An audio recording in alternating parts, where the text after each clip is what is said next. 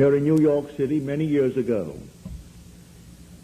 This lady, a lady of considerable means, she left her home in New York City and went off to Paris with her 2 children, leaving her home and her maid.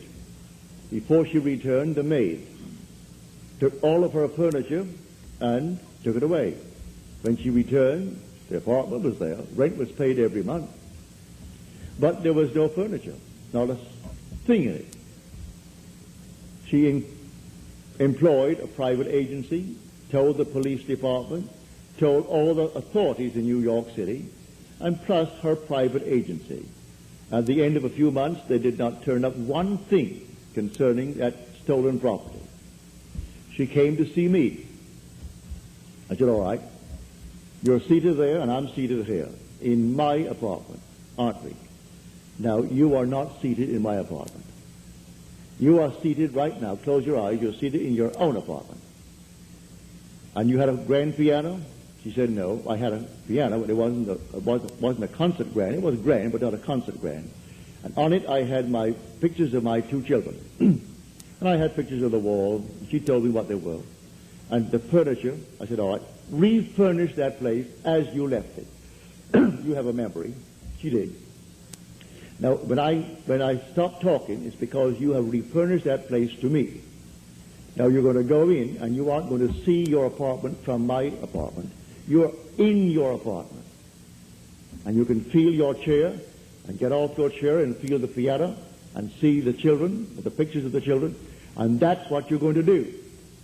She agreed she would do it. And then we simply broke the spell. What did it take? 2 minutes? 3 minutes? That week, she went to her bank on Madison Avenue. As she was coming out of the bank, she had a past history of a little mental state where she was put away for a while because she needed psychiatric treatment.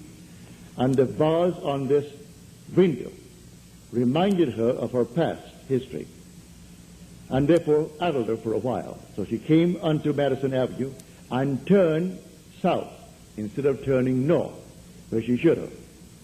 When she discovered her mistake, she was at the end of the block.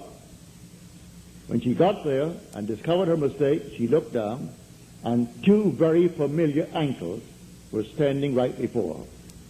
She came up to the face, that's her maid. And the maid spotted it and started to scream. She went over to the maid and grabbed her before the light changed and hailed the oncoming taxi and said, you're taking me right now. And the maid, who could have killed her, she was so big and strong, was so reduced to impotency because of the discovery. And the maid took her to the place where she had stored that furniture. She said, I'm not bringing action against you. I want my furniture. And she got it back into her own apartment within the week. A seeming mistake was the way the Father laid her. All I ask is to go to the end. If I go to the end and give thanks to the end and for the end, it's done. Now let the one in the depths of my own being devise the best means to take me to that end.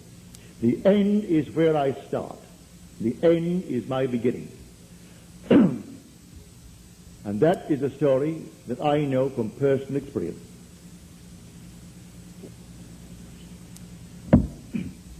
So do not attempt to devise the means and tell the one that you ask to pray for you how it should be done. He will lose all interest and turn his back and say, go elsewhere. You don't go into a doctor's office and tell him what he should do. If you go to him because you trust him, well then you either got to trust him and continue, or you're going to leave him.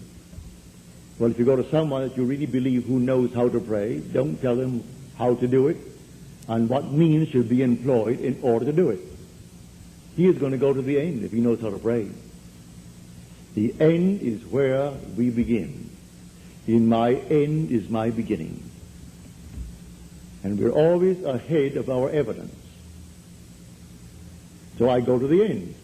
I see the whole thing done and then drop it. And let it happen in my world. you.